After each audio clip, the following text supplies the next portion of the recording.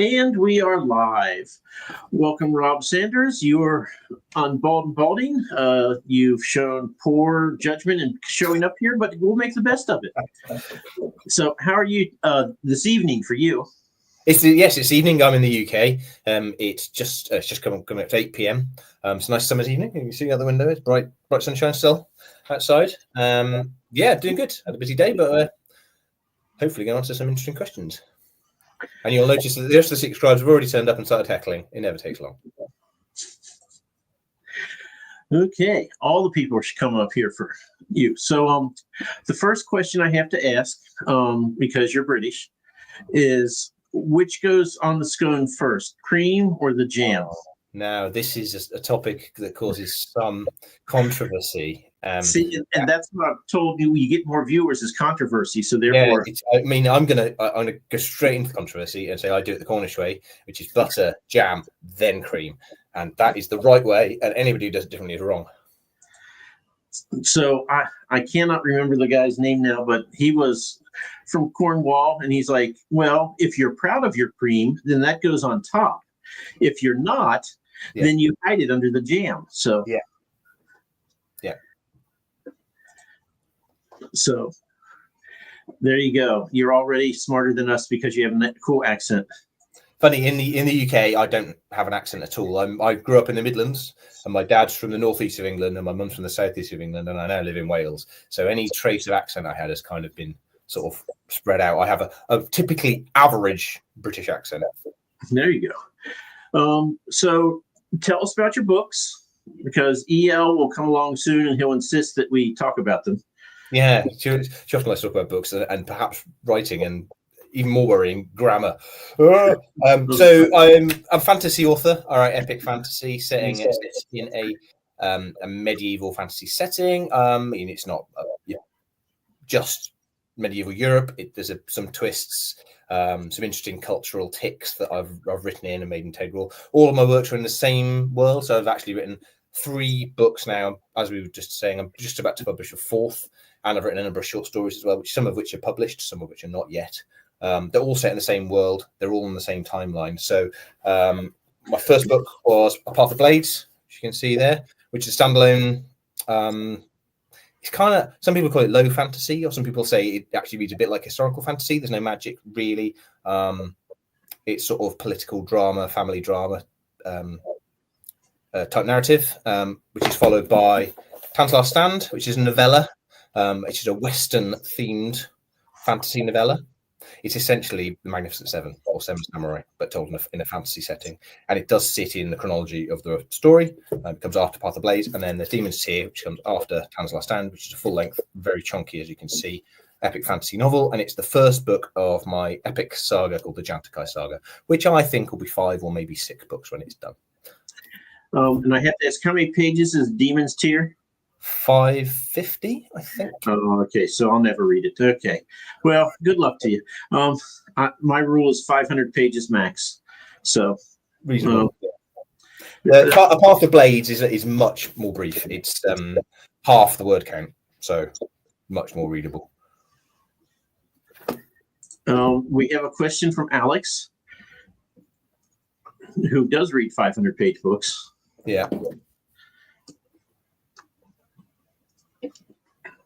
Why is the most epic fight scene in the book the one without the sword? So, running joke. I mean, it's not even a joke. It's true. I'm obsessed with swords, as you can see. All of my books have swords on the cover. There's a lot of sword fighting is part of the book, but there's a scene in it where the main character Iane has to fight barehanded against a particularly unpleasant character. Why? I don't know. I just thought it was cool. It gave him a new challenge, something that he'd never encountered before, but something he had also been trained to do, as you discover in the book. It's something he knew how to do pretty well.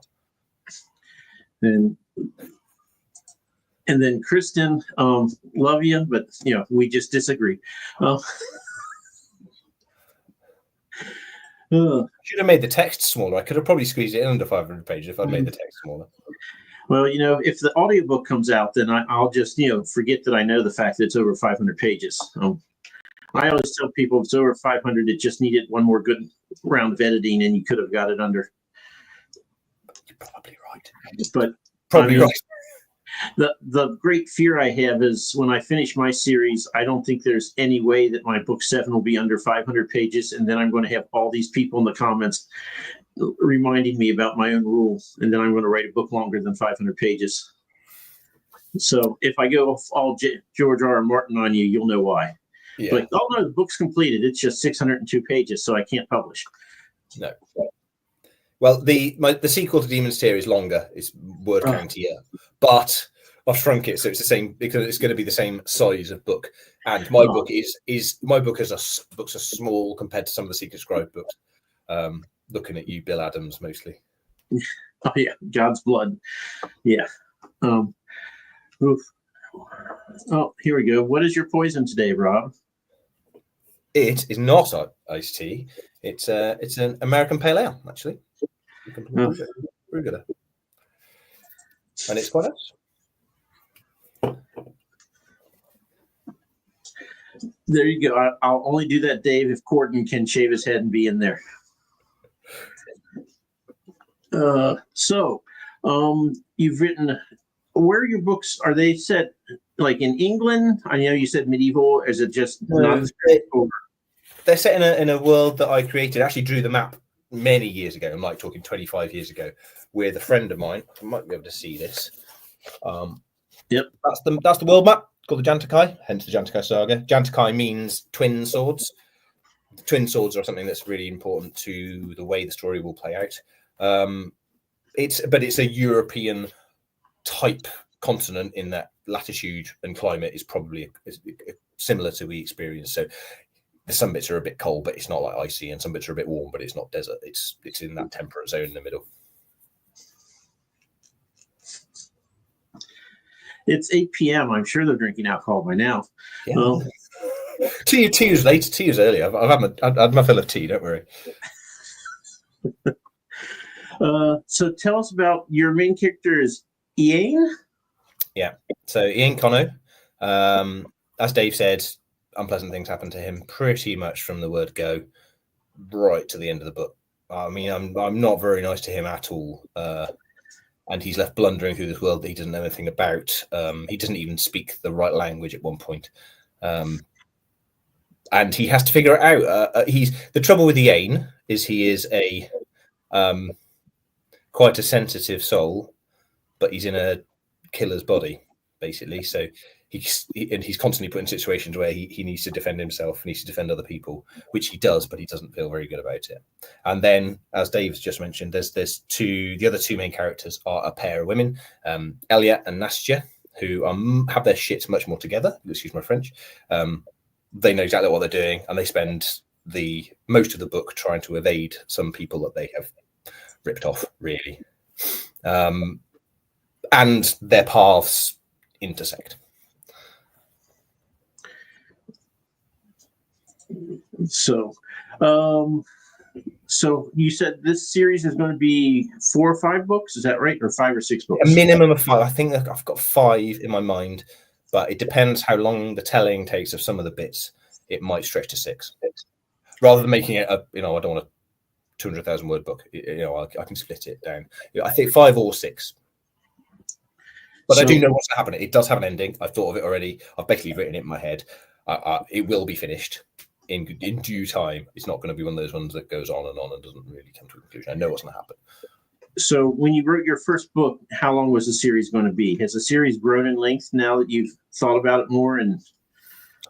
No, I don't think it has. I know. And my first book was written. The first book was Tan's Last Stand. I actually wrote first just to see can I do it, and then A Path of Blades to see if could I manage a full length novel.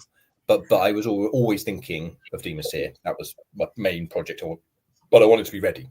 Wanted to practice, see how publishing works, see just the process of writing, getting on page editing. I learned a lot until I felt I was ready to start with Demon's Tear. And I was always thinking 5. 5 was the number I had in my head, but it could be 6 yet. Yeah. It was like my series was first it's going to be a standalone, then it was going to be 4 books, and now it's going to be 7 books. and I'm like, I'm hoping, and then I'm like, I really kind of want to write an 8th book like 20 or 30 years after the fact, and anyone who I don't kill off in book 7, I can kill off in book 8. Keep your options open. I was feeling that 5 or 6 epic fantasy books was quite a lot to write, and then I spoke to Andrew D. Meredith about his Collation Saga and how many books he's got planned for that in total. And I'm like, oh my god, okay. Oh my god, how many does he have planned? I can't remember. It was a lot. Okay. See, I have another lesser known rule, is that I've read, lots of different series, and like by book like 8 or 9, I feel like authors pretty much run out of gas, and then they're just sort of rehashing things, and I'm like, okay, whatever your original get-go is spent, and so I kind of always I read and I'm like, and I'm done with the series, and I just I almost never finish the super long ones. So Wheel of Time being the prime offender, I would say, in that. Yeah. Oh. So Wheel of Time is a massive influence on me. I read it and I was like, wow, I've never read anything like this before. But oh my god, I would never do it again.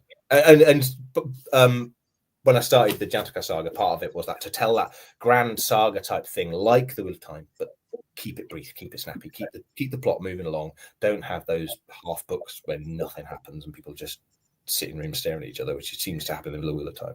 So imagine Wheel of Time, but it's been thoroughly edited. That's kind of what I want to shoot for. Okay, I can live with that. I remember when I started reading, I'd go into the bookstore and like, how many of these books are there and how fat are the thing? I'm like, never, ever would I, so I never even picked it up. And I've talked to any number of authors, and everyone talks about the slog in the middle. And I'm like, how many books is the slog? Why would you read 3 or 4? And I'm like, why? So I will never, ever read the Wheel of Time. I watched like the first season of the show, and I was like, it's all right. And then I saw the hate that it was getting from people who actually read the books. Yeah. And I'm like, well, okay. So we actually have a real question here. Yeah. What are the main themes explored? So this is my friend Carolina, who's another author. Hello. She writes fabulous books. Everyone should look up her books. What are some of the main themes explored in the book? It's a really good question. So, as I've said with Ian, he goes through a lot, and his main theme is of how to keep going. How can you keep motivating yourself to keep fighting, whether that's fighting against enemies or fighting against yourself when everything feels against you.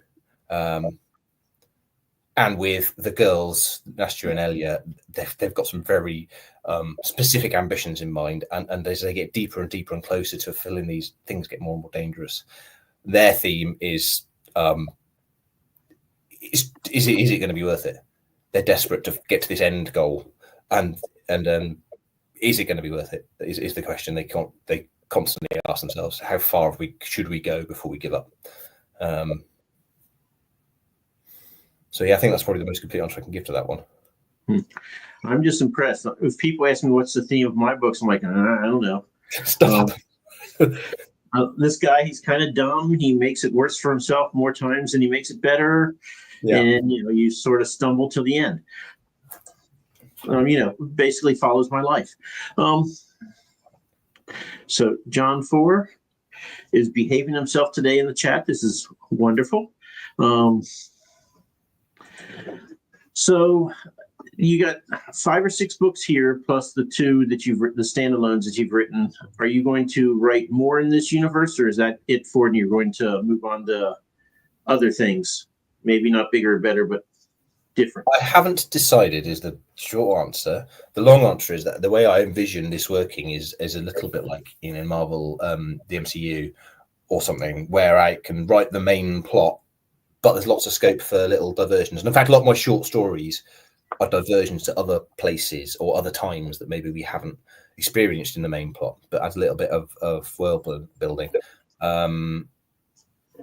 So yes, there's lots of scope for other little bits and pieces. Whether I want to keep doing that by the time I've got to the end of this, I don't know. I don't want to decide. But yeah, so Path of Blades and Hand Last Hand are very much like that. They sit sort of, they're in the same timeline. There's some recurring characters, but they do sit outside of the main plot. Well, glad you said that, because here's a question for you. I'm going to answer that with this book. If you want to know what happened to Ingvar, pick up my novella. You will get a definitive and final answer. But Ingvar actually is mentioned in a conversation at Demon's Tier, which I wrote knowing full well that only someone who has read all of my books and has encyclopedic knowledge of them would really get the main depth of it. So it was a really emotional moment for me because I knew exactly what they were talking about. But I had to accept probably go over the head of most people. But if you've read everything else and get to the point in Demon's Tier, you'll know what I mean. Okay. So, would the theme for A and B running away from responsibility? Yeah. And also, he's a young lad, and what he experiences is more than he bargained for or was prepared for. And his instinct is just to get the hell away from it. And then he convinces himself that he can't go back for reasons. There's always reasons. There's always a reason for you to keep turning your back on the things you should be doing. And that's what he does. He just kind of keeps heading away. Interesting. So, yeah, we have a question here, but I was going to ask something similar. So, first of all, do you have a preference for writing short stories, novellas, or novels? I mean, you have to write novels if you want to sell something, but do you have a preference for any of the forms? I always used to love shorts. I wrote a lot of short stories before I started writing these, and short pieces. So I wrote a lot of non-fiction.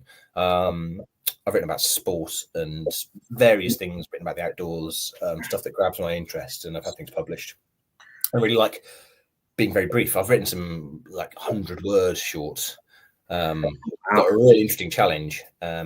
But last year I was trying to write this novel, and I was also trying to write a short story. I think I'll say that I think we've sort of let the cat out of the bag a little bit. We are releasing an anthology of the Secret Scribe short stories.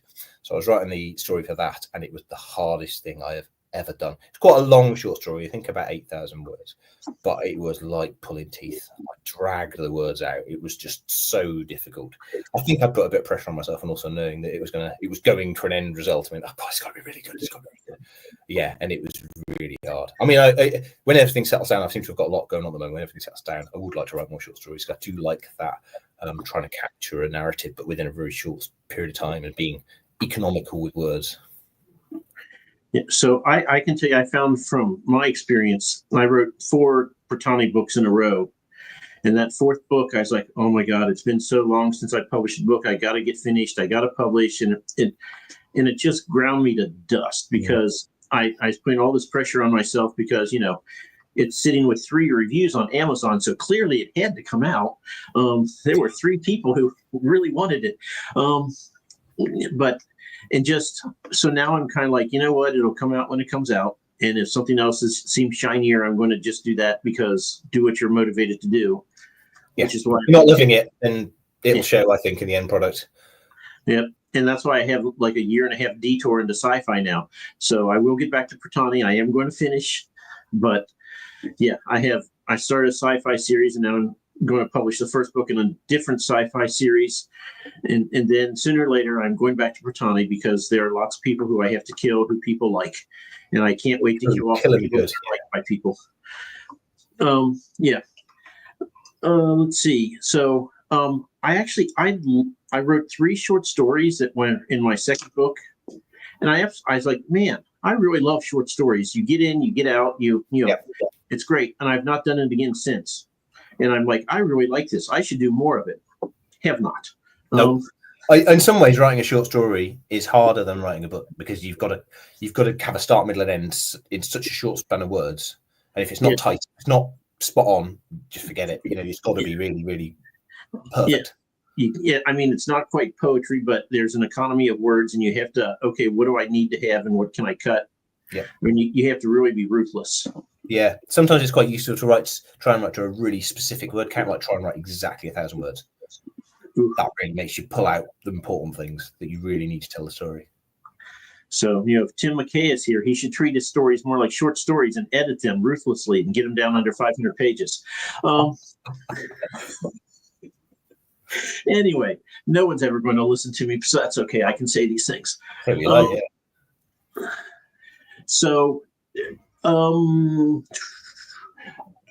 you going to, I don't want to say fall into the trap because I kind of do it too and I kind of like it, but people write their series and then they'll be like, and then I have this novella and I have that novella. And it's kind of, because you're like, I have more stories in this world, but I don't want to write a book or a doorstop Are you going to have more novellas that are going to pop out in your world in addition to the main? If they are, I would say it's likely that they'll be written between the main novels because I'll want a break. Yeah. So, for example, I wanted a break, so I finished writing the story, gave it to readers, and put it away. This is the second book of the Antichrist series I'm talking about now. I put it away, didn't think about it, and I sat down and wrote another novel, and I've just about finished it, and it's completely different. Not in this world, completely different purpose. Oh, wow. And that was a break, and it felt really fresh. So I think if I get to the end of book 2 or book 3, and I'm like, that was hard, that might be the time to write a novella or to write some shorts or something like that. So yeah, I think that's what I do. But otherwise, I'm pretty focused on getting to the end because I've got an end in sight and I want to get to the end. So I'll keep working on that until it's done. Well, I want to inspire you. So if you have to go off on a side project, can you please write about a bumbling hero named Dave Lawson who just creates more problems than he's worth? Yeah, but apart from the word hero, that bit of it sounds a little bit implausible. I'm not sure I could sell that. But yeah, definitely someone who causes more problems than they're worth, called Dave. Yeah. As likable as Corden, and the anti-Jen, as far as ability. So, let's see. I have silly questions for you. I like silly. I'm always indulging silliness. Do you have a preferred method for killing dragons? I don't know. I think in practicality, I'd go for something that kept me out of harm's way, like dropping a big rock on its head. But if I wanted to write a dragon killing scene, and I've never written about a dragon. I've got no dragons in my stories. I'd quite like a lone hero doing something really insane, like jumping down its throat or something. That would be cool. If I had to kill a dragon, I'd drop something heavy on it and run away. So the smart way. The smart way, yeah. Yeah. Okay. And I have to ask the question because, absolutely kill the dragon. Well, dragon's sport otherwise. Yeah. So we asked this of just about everybody, and most people get the question wrong. No pressure. Yeah. But I want you to envision yourself going down the main drag of Cardiff, and you're in a saddle, and you can either be riding a T-Rex or a Griffin. Which one do you choose and why? And there's only one correct answer. Or a Griffin. I'm not sure a T-Rex would be rideable. I know. I saw you come to yell about this. You had got into a detailed discussion about where you could put the saddle on a Griffin. I'll go for T-Rex. All right, good man. You're welcome back on the show anytime. Yeah. Sir Dave of Law. It writes itself, doesn't it? Yeah. So, do you ever tuckerize people and put them in your books? No, never. Oh, it's really a lot of fun. You should really do it. No, I do. Of course I do. Yeah, no, a lot of people I meet that have interesting character traits find their way into a book as a character or a composite character. I just find it makes it quite vivid and real. But often as well, characters just come from nowhere, and I write them and I know exactly what they're going to do without that. So yeah, it varies. Some people, often people I actually know go in as side characters, but the main characters seem to be things of themselves. No, yeah. And some people I know, if I wrote them as they are, they would not be believable. People would say, this person, there's no way someone this annoying can really exist. I'm sure you know people like that as well. Yeah, I'm thinking of a bald-headed theater teacher. Harsh. Okay, so I want to ask, if you were ever to meet Ian face to face, would you survive the encounter? Yes. Even though he knows what you've done to him? Oh, he knows. Oh, okay. I still think yes, because I think I could talk him round. I could say, it was all part of your story. It's what you had to go through. You did all that, and look at all the good you've done as a result of. And he hasn't done any good, not yet, but he might. I think I could talk him round. Okay.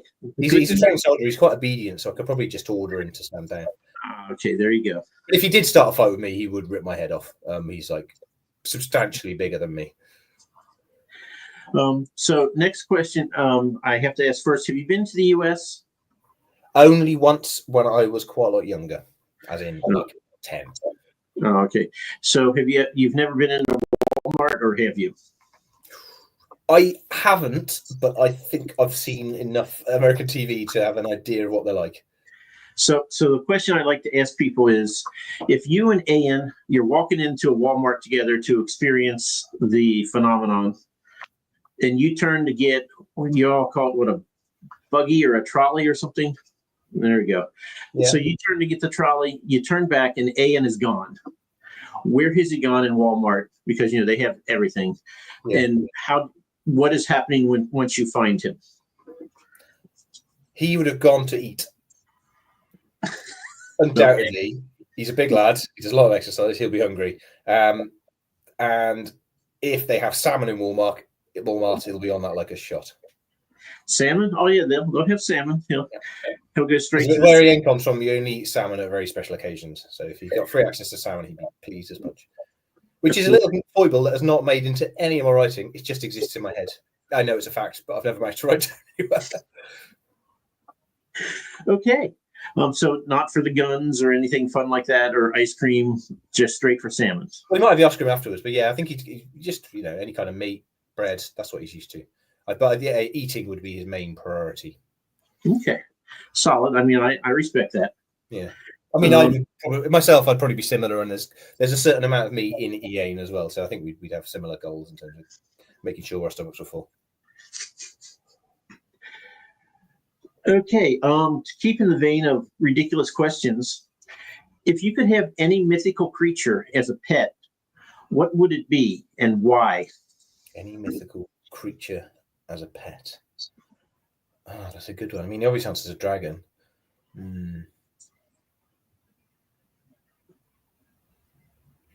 I mean, in lieu of thinking of a better answer, I think I'd have to go dragon, one I can ride around.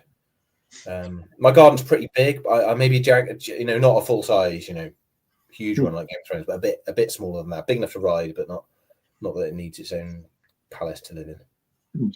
Does it need a field with cows to eat? Yeah. Well, I mean, I live in Wales. There's loads of things that can eat, and also I live in Wales. There's people wouldn't bat an eyelid seeing a dragon go past. It would pass relatively unnoticed. No, I mean, it's on the flag, so Yeah, they're only one of two countries in the world that have the dragon on their flag. What is the other one? I have to ask now. I believe it's Bhutan. Okay. Let's see. So, how long did it take you to write your first book, from start to finish? Start to finish. That's a good question. I will disregard Tan's Last Stand because I can't remember. Okay. I think I started at Christmas and finished it in the summer, so that was like 6 months. But Path of Blade took me more or less exactly a year. And that was a lot of that was figuring out my process and how best to get words down, which I discovered on that, what worked for me on that book, and I've done it on subsequent books. Which is, I was always surprised when I say this, is to write by hand. I write everything by hand. Yeah, I don't write everything by hand, but if there's a chapter I'm like, it's not working, then I go to the library to get away from all the creature comforts of my home, and then I'm like, I'm just going to write it out. And I just tell myself, I'm sitting here for an hour. If I stare out the window, fine, but that's going to get boring real fast. Yeah. And then I will just write the difficult scenes, and then when I come, it's something, because you can cross it out, but it's not gone, so you can come back and order your thoughts. You have to slow down. Yeah. And then when you type it in, you get a round of editing because you're like, oh no, let's tighten it up. Yeah. I'm with you. I don't do the whole thing by hand, but I do the parts I'm struggling with. That's when I go and write it out by hand and absolutely swear by it. Yeah. So everything I've written, I got about 3 or 4 chapters into Path of Blade, and I went away on holiday, and I kind of was bursting with enthusiasm to do it. So I took a pad with me, because I thought then I can write on holiday, and obviously no laptop, just a pad, and wrote. And I was like, wow, actually, I'm mega productive like this. Because I don't have all the distractions. I'm terrible with distractions. Like, even if my phone is near me, I'll look at my phone. So if I can sit in a place which I don't have the internet, I don't have a phone, just listen to music and write, I get loads done. So if the habit I had for writing Demon's Tear and Demon's Rise, the sequel, was to sit before work. I'd bookmark an hour, get a cup of coffee, let's just sit there for an hour. And like you say, if I sat and stared into space, I could set out into space. But if on a good day, I'd write 1,000 words or more every morning. So, see, that drives me nuts. Like, I was thinking I was going to get this problem chapter finished before this interview, and I'm like, but it's in an hour and a half. What if I miss the interview? I can't, and I cannot have a hard time stop.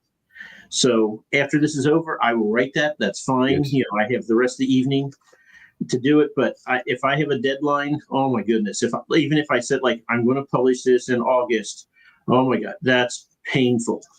Even if it's it's far out, I can't do it. I have to just, and then I just got to the point where I'm like, you know what? It'll come out when it comes out. Yeah. There's not a horde of people who are screaming for my work. That's the conclusion I came to, which is why I decided not to put any dates, any deadlines on this book. Just get it really, really good. Save my mental health a bit by not putting too much stress on myself or too much pressure. And once it's ready, once I'm ready to send the ARC copies out, I think that's when I'll go, right, now I'll set a date. And the people who want it will be interested, and the people who aren't interested will remain uninterested, probably. Yep. And you could go like me and just not, publicize it, and then they won't know. And that makes it easier in a lot of ways.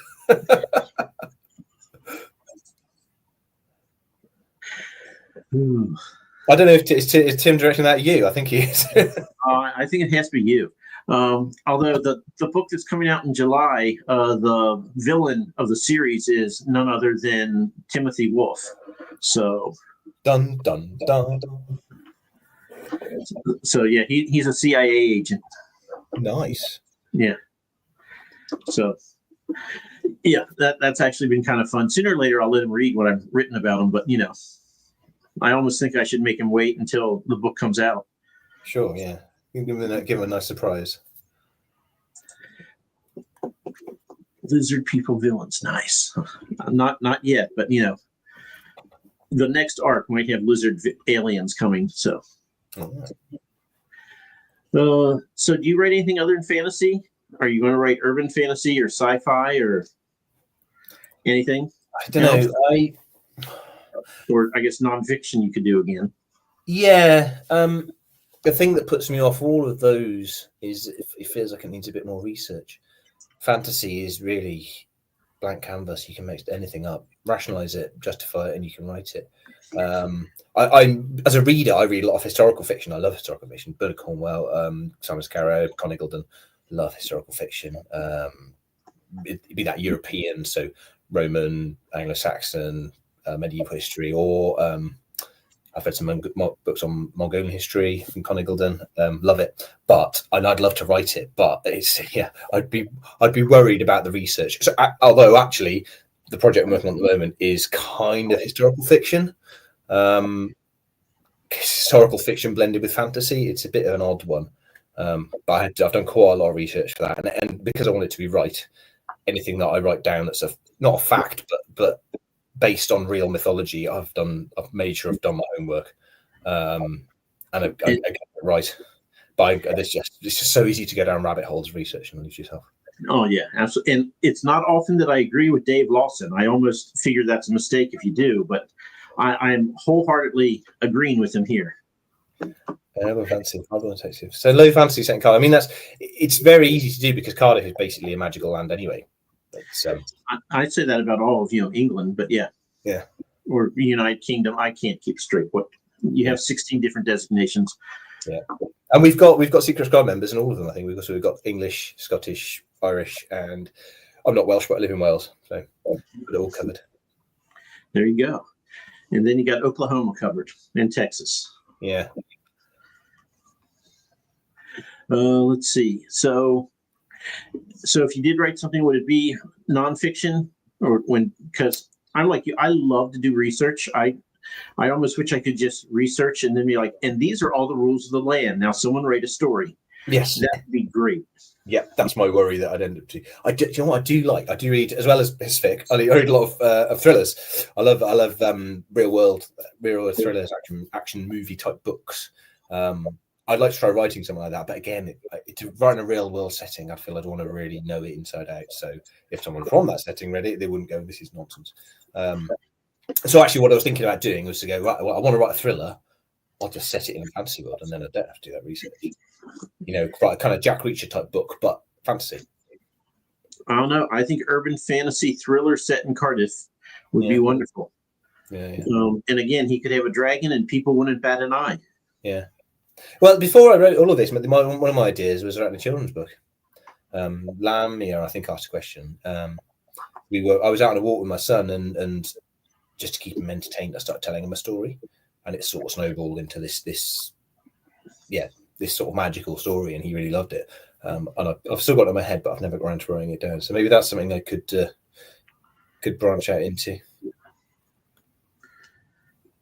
So when I was at a Comic-Con with James Maxey, and it was 25 hours over 3 days of selling. So then on Sunday, the final day, we were getting a little punch drunk. And we decided that someone needs to write the story, Giant Sword Dinosaur, and have a T-Rex with a giant claymore sword, and somehow come up with ways that he can save the day, even though with his tiny little arms and his giant great sword. That's why he's got a great sword so he can reach. So if anybody writes a story, I will be your first customer. But yeah, Giant Sword Dinosaur. That needs to be written. I've got a friend who is, sorry, it's a complete tangent, but it's just, you reminded me of something. I've got a friend who's into historical European martial arts, so he knows all about his swords and his fighting styles. And we were talking about dwarfs, how dwarfs might fight. And he said, do you know what a weapon a dwarf would really love? It'd be a greatsword, because they've got a solid base, they've got broad shoulders, they want the reach. So with a greatsword, that's just what a dwarf would want, whirling around the head. So I wrote a dwarf with a greatsword in Town's Last Stand. Awesome. I mean, I still think dwarves have to have an axe. I mean, it's just mandatory. But there's a dwarf character in Demon's Rise who's going to become a main character. And the beta readers so far have gone, love this guy. And he's a dwarf, and he uses it's not an axe, it's basically a hammer. Okay. Yeah. A polearm hammer. It's utterly horrific. Gives me the shivers. It's got a big lump of metal on one side, basically a claw hammer on the other side, and then a spike on both ends. And there's a wrong end, and it's anywhere that's not him. Cool. That would be awesome. I would love to see that. And I think Tim agrees. Or maybe he's talking about your urban fantasy. I don't know. You should just do both. So what are you reading now? Anything? Yes. So I'm always reading something. I read really slowly. I don't know if it's because I promise myself when I get to bed, which is normally when I read, just exhausted. And I'm like, I'm going to read this book, and no, I'm sleepy. So, and then I'm reading historical fiction. Like I mentioned, it's a Roman book by Simon Scarrow. But I've just today taken delivery of a book called I've forgotten the name of the book. I'm going to tell you what it's called because it's by a friend of mine, and I'm really excited to read it. It looks really weird in a kind of esoteric, interesting way. Andújar, the Robot Gentleman of San Juan, by Carolina Cardona, which that's going to be my next read. It's really interesting. So what do you like? I mean, other than historical stuff, what do you like to read? Like in your fantasy, what do you go for? All the fantasy I've really loved and was really formative. I read when I was younger, so when I was mid-teens, so it was like mid-90s, I suppose. Tolkien is the name I always say, and everyone's going to laugh because I mentioned Tolkien everything to you. But I realised when I was reading, I reread David Gemmell's Legend quite recently. I was like, this is the guy. This is the guy who made me want to write, because his sense of adventure and morality and heroism is stuff that I just write without thinking about it.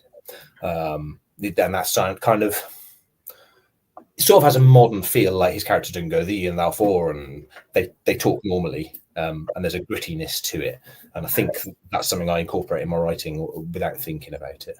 So Dave Gemmell is definitely a huge influence on me in fantasy. And to be honest, I don't read a lot of the big modern bestsellers. Right. It just haven't grabbed me as a concept yet. I mean, and like I say, I read really slow. This is the stuff I'm intending to get to one of these days. It's just I haven't yet.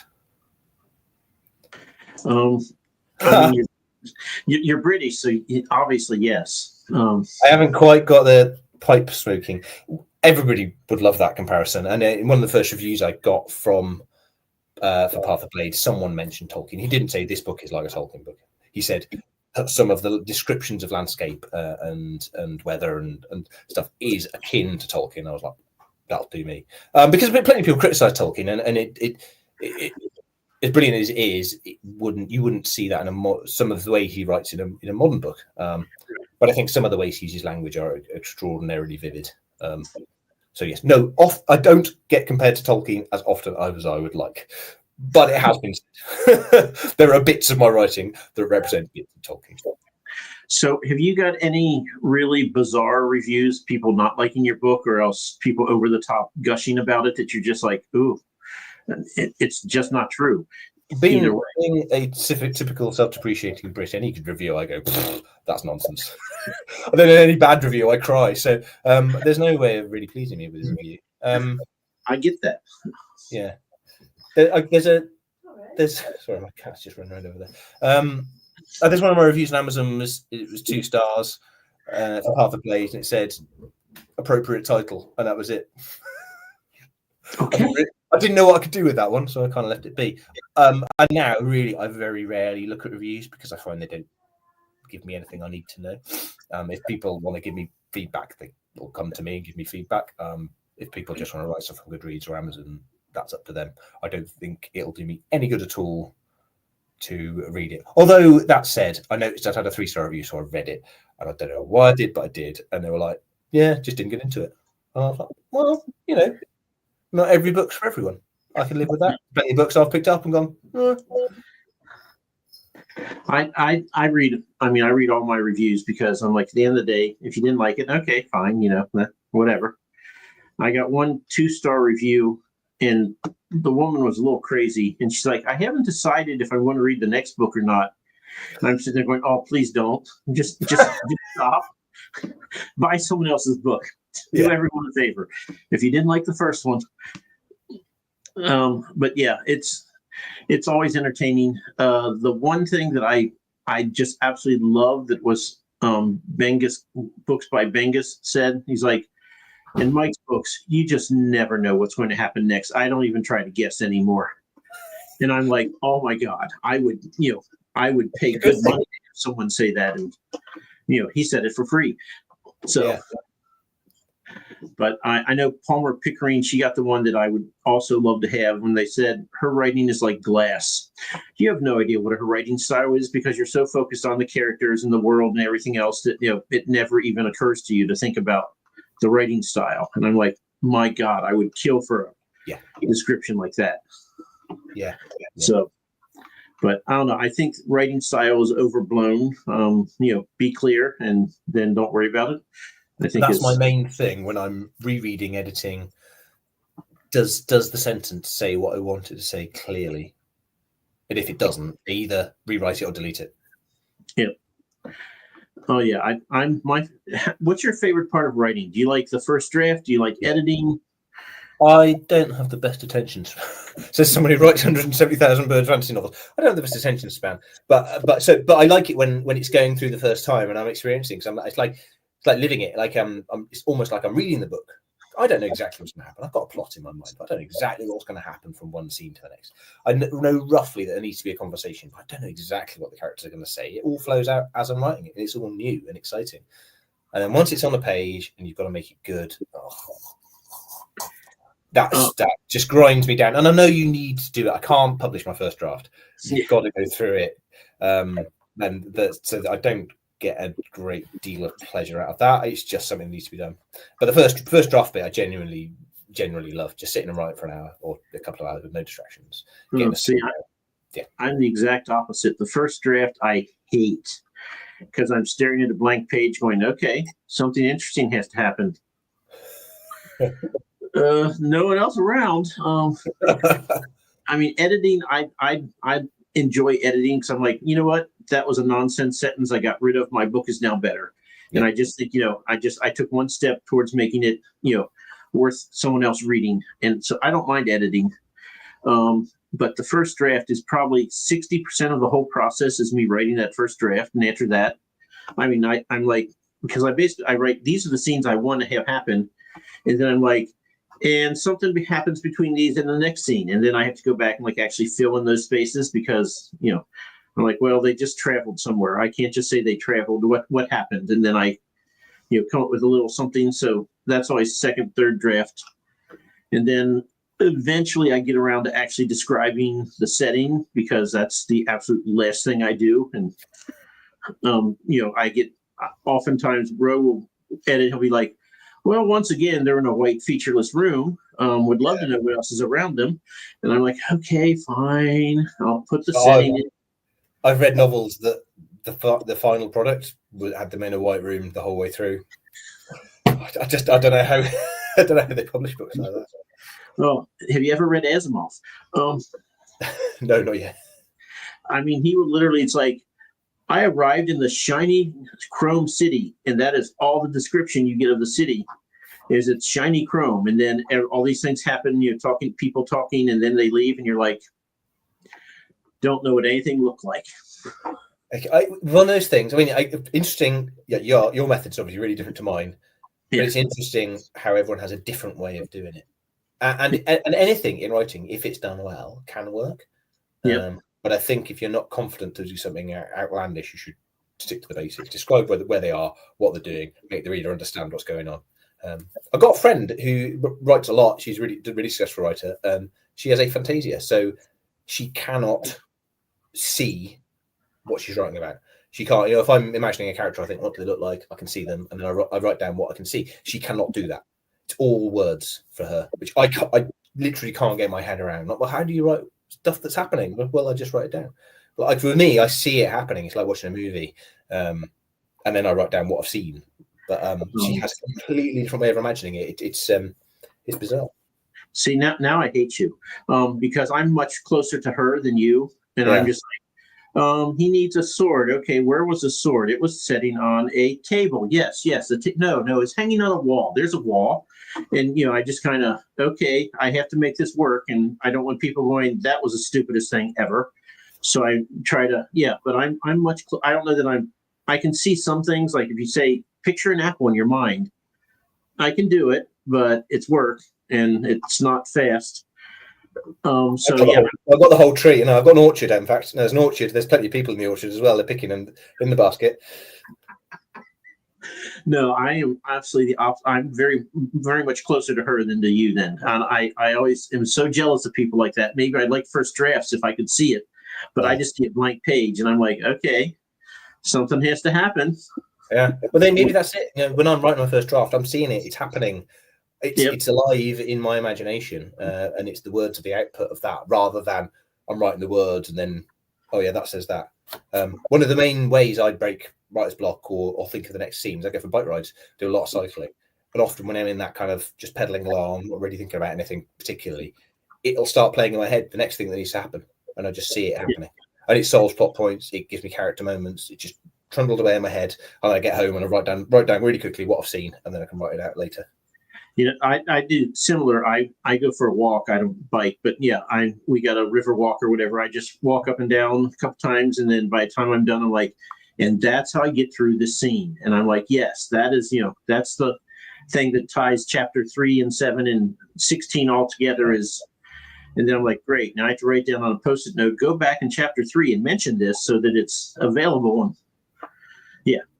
And walking, that's key. And do you listen? The last thing I do before I send it to the proofreader is I actually use Microsoft text to speech and I listen to the whole thing. Yeah, I keep meaning to, and then it doesn't work very well on my computer, and then I think, I can't be bothered with this.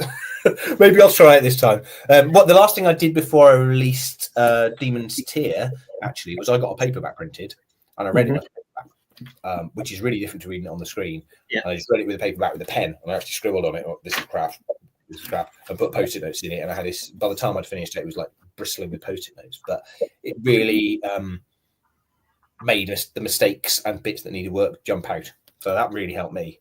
Yeah. I do that because especially for dialogue, I'll be like, why did I write, this is great weather we are obtaining? Like, no one speaks that. And you just catch all these stupid little things that, you just gloss over when you read. Yep. I highly recommend. That's the last thing I do. That I send it to the proofreader. And since I got burned, I don't change anything in the story after the proofreader. Just make the grammar changes because I'm horrible. They earn their money. My editors earn every penny. So yeah, I've learned because I would just change something and then I'd get, he's toughening. I'm like, oh God, I changed it and I didn't go back far enough. And I'm like, so yeah, I've been burned enough that I'm like, no, proofreader, that's it. Hands off. Yeah. Let it sink or swim after that. So is Anne about ready to go into the Bald Dome? The Bald Dome? Yes. Well, let's say yes, because if I say no. I mean, that's a rhetorical question because he's going there. He's going there. So what we do is we want to know more about your character, but we don't want spoilers. So Anne is going to be transported to some magical, mystical place, and there's going to be an adversary. Originally, it's almost like gladiatorial, but then we got people's like, well, my character's a pacifist. They just lay down and die. I'm like, okay, fine. It's not gladiatorial. Just tell us what happens. I'll give you the setting, and then I'll say go, and you say this is what happens. This is how the scene resolves itself, however it does. We've had one where it ended in a tea party. We had one where they ended up worshiping the dragon and became the new Tim Carter major domo. His character ended up switching jobs and being the major domo for the dragon. So whatever. Or you can fight to the death, whatever you want. Whatever seems appropriate. Okay. So I'm going to roll a bunch of dice. Oh, dice. And let's see. And because I didn't feel like writing up 20 different scenarios, I just used ChatGPT. So there's a gazillion adjectives. But anyway, so Anne has been transported to the volcanic forge.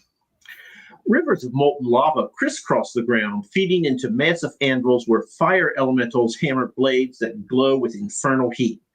Smoke and cinders dance like restless spirits in the searing air. Embedded in the blackened stone are obsidian relics and fire-wreathed amulets watched over by magma hounds, interesting, whose eyes burn with embers. The magma hands have eyes that burn with embers. Of course. Sure. Of course they do. Yeah. So that is where he is. He's at the volcanic forge. Yep. So what is your favorite color? Blue. So he has a blue fizzy potion. It is 100% effective. You have no idea what it does. Okay. And now he gets a choice. He can choose a common item and he'll face a common animal at the volcanic forge, because naturally, or he can choose a weapon and then he will face a fantasy creature. So which does he want, a common item or a weapon? And of course you don't get to know what they are ahead of time. No, well, he's a soldier. He prefers to have a weapon in his hand, I think. That would make him feel more comfortable. Okay, if he would have chosen a common item, he would have got an empty wooden tankard. But he chose a weapon, in a volcanic forge. I don't know how much the wood is going to help. No. But instead, he got a good roll here. He has a scimitar. Nice. So because he got that, he is not facing a tiger, which is obviously in the volcanic forge. Instead, he is facing a gigantic golem. Okay. So he's transported to the forge. And unfortunately, his big toe is in a lava rivulet, so it burns. So he screams out as he jumps away from the lava, so his toe doesn't get burnt away. And that noise causes this gigantic golem to look his way and see what is this disturbance here at the forge. They lock eyes. They're about 40 feet apart. What happens next? The golem starts walking towards him very slowly because it's a golem. It's a golem. It's walking slowly. What kind? Ian firstly would wonder. Obviously, he's not seen a golem before. I think he'd be quite curious. He'd have a good look at it, and he'd wonder: is it made of rock? It's rock. So it's obsidian. So it's like the black glass rock stuff. He would probably look down at the sword and think, "This isn't going to do me much good." He is quite confident in his speed, so I think he'd be happy to let the golem get a little bit closer just to make sure that it had aggressive intentions before he took any action. Okay. I will warn you now. If you need me to say, if they start trading blows and you're like, do they hit or not? I will roll, but I promise you, like 70% of my rolls are under 10 on a 20-sided die. I defy statistics, so it'll probably end up poorly if you have me roll. Yeah. Okay. Just to let you know, you still have the blue fizzy potion. The golem is still walking towards him, and it's rock, so it doesn't have any facial expressions. It's just walking towards him very ponderously, slowly. Yeah, I think Ian would be getting a bad feeling that something that's coming over to him probably doesn't have the best intentions. He'd sheath the scimitar, like thinking this isn't going to do me any good against a rock, and he would look down at the potion, but I don't think he'd be ready to dive into that yet. What he might try and do is get on the other side of one of the molten lava rivers, if that's possible, and see how the golem can fare wading through it. So, okay, so he gets a little speed up. He jumps over. He makes it across, because I'm not going to roll and have him die in lava this early. That would be funny, wouldn't it? So he gets there, and the golem, he just sort of lumbers on. He starts walking towards him, walks into the lava. You sort of see a little steam coming, and he's still walking. Maybe he's getting a little shorter. It's hard to tell, but there's no facial expression, so he just sort of lumbers straight line straight at Ian. So it's not like there's a mistake here. He clearly, whatever he's going to do, he's interested in seeing this guy. Yeah, right. So I think Ian's probably, if he does look at the slight bit, he's probably interested. Can I, if I let him just walk around the lava, can I let him wear himself out? Because Ian's done a fair bit of fighting. He knows how much it hurts when you punch someone who's made of flesh. He doesn't want to be punching anyone who's made of obsidian. That seems like a recipe for smashing a hand to pieces. So he's going to play a little bit of hide and seek, like dancing around. He's pretty fast, so he's pretty comfortable to let the girl get a bit closer, but also try and lead him around and through as much lava as possible without getting burnt himself. Okay. Roll just to see. Nice. 15. He makes it. He does not get burned by the lava. He clears. So he's come out of the lava on the other side, and he's taken no damage. Okay. No. Ian. He's able to jump and not get burned alive. Okay. So the golem is getting a little bit shorter. He was, let's say 13 feet tall. Now he's like 12, maybe 11. So, it is starting to like melt him away. Okay. Right. Ian has got an idea. It may result in his death, but he's going to try it.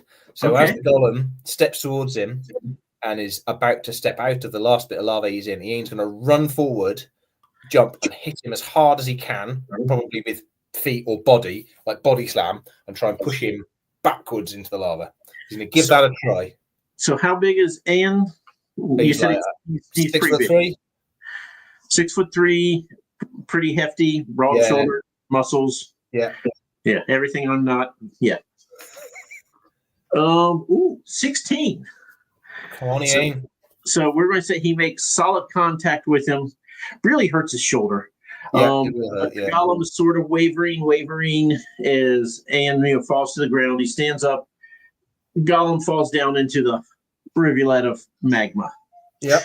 So it starts trying to get up, and it is getting noticeably thinner now. But as it gets smaller, it gets a little quicker because it's not quite carrying as much weight. But the back half is, kind of dissolved away.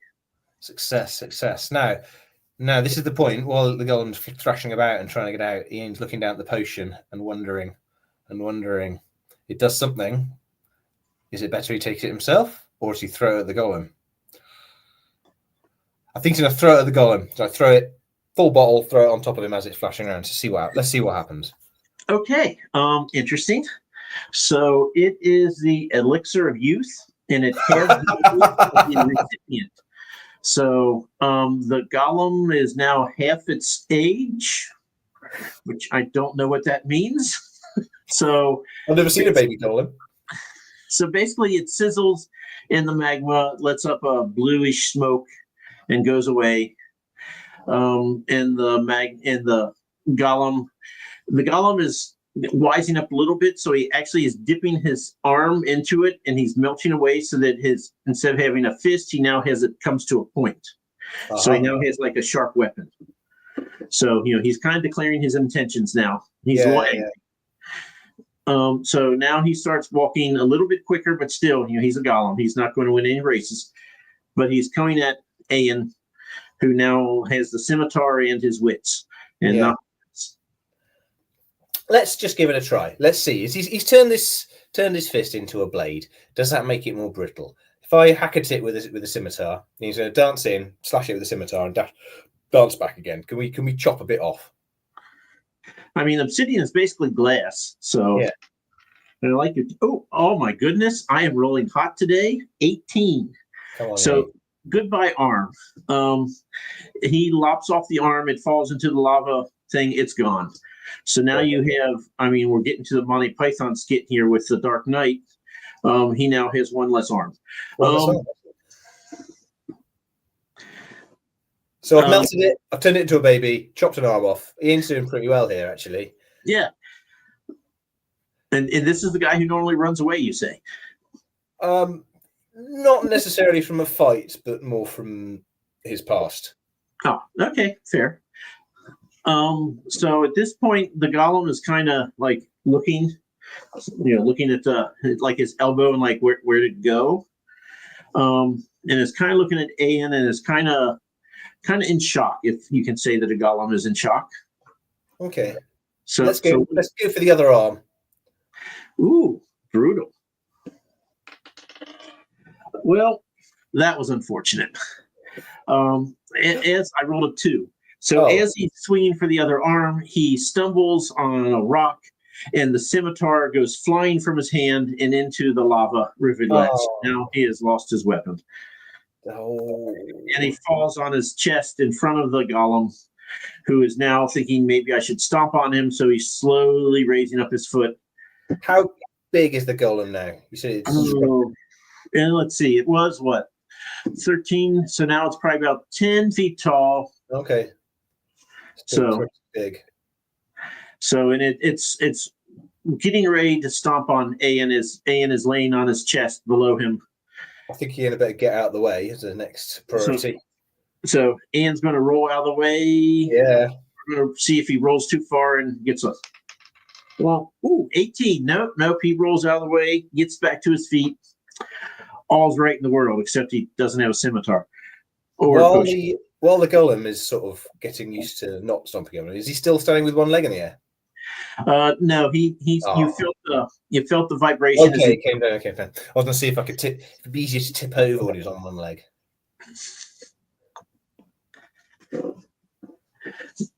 So does he continue to engage, or does he strategically retreat at this point? I quite liked pushing it into the lava. I think I might try and give that another go if I can get it into the right position.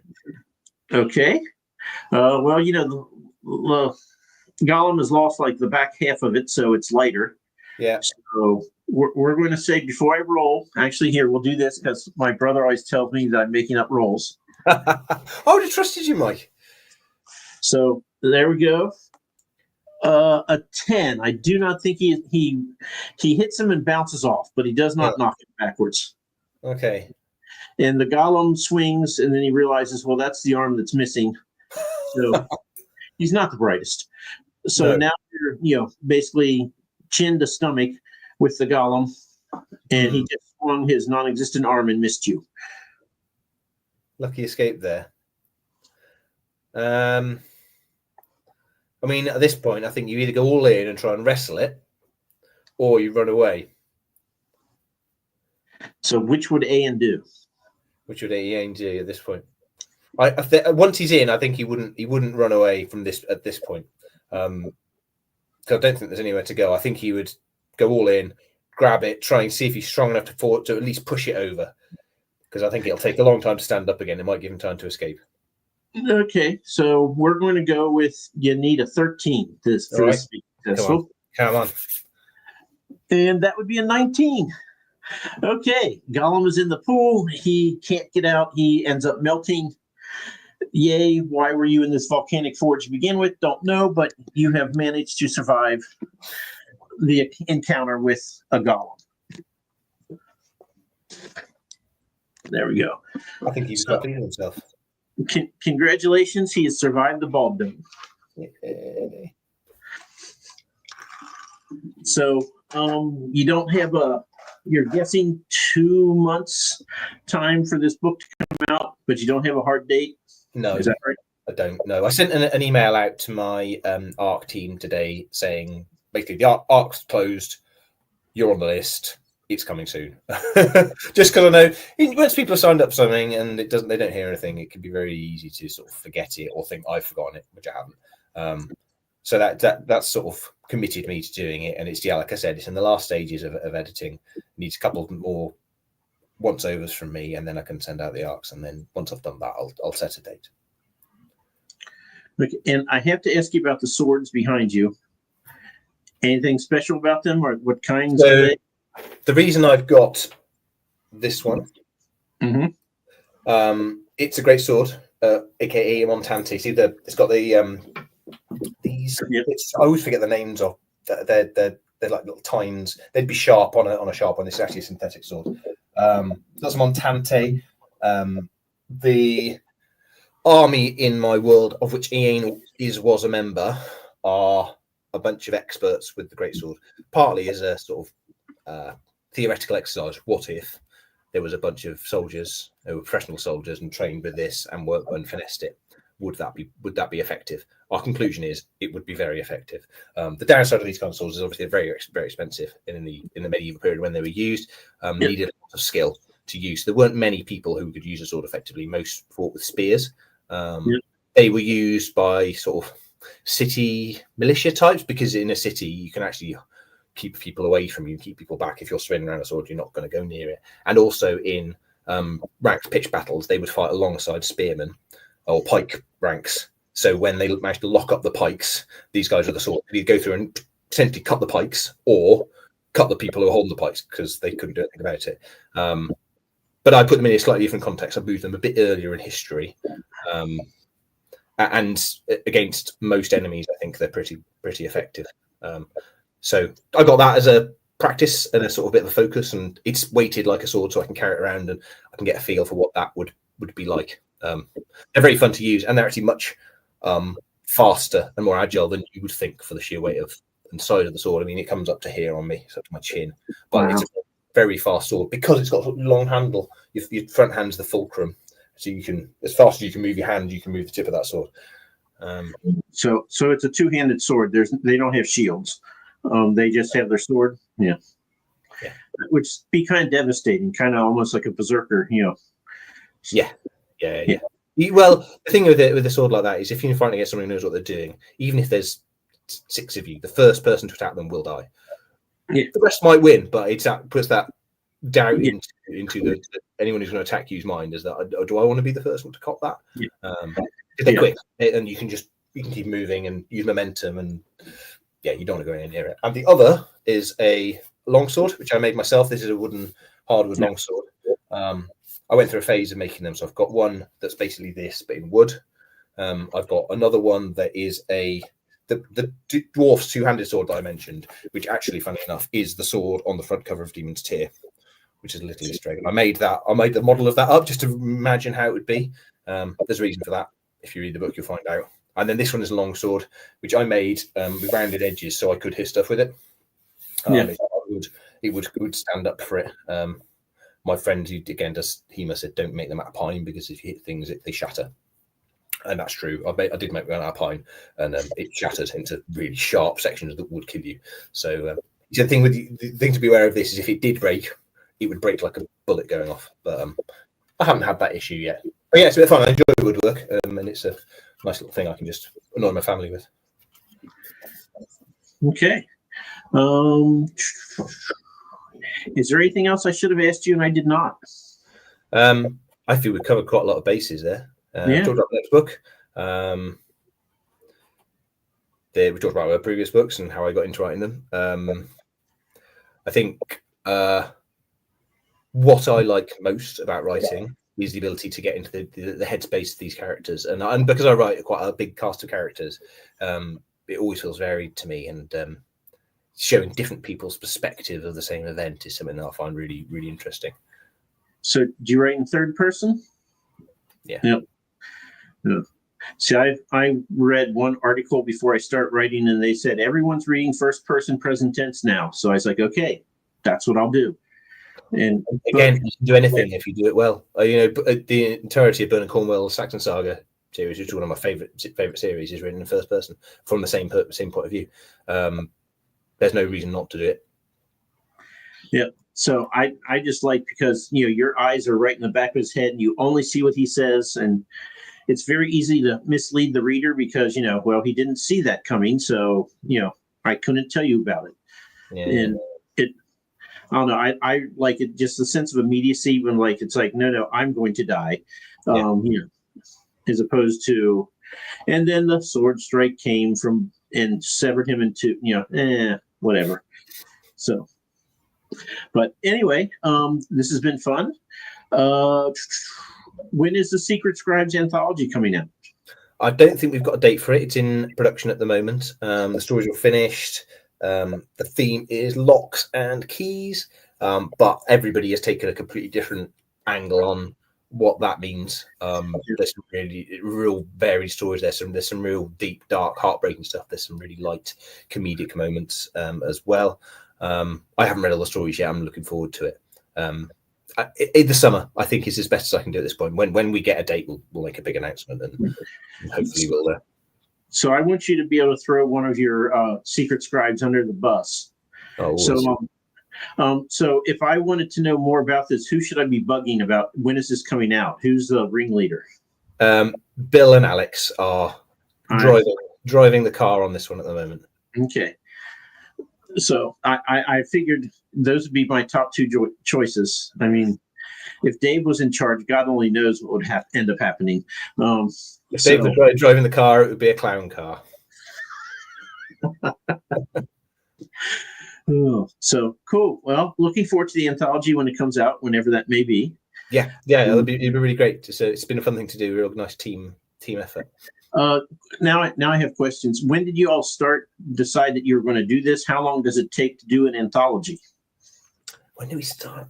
I felt like I've been working on that short story for my whole life. I think we started writing it last autumn, maybe even earlier. It was maybe this time last year. I know we wrote all the stories, got a deadline. I then completely rewrote mine because I realised I made a hash of it.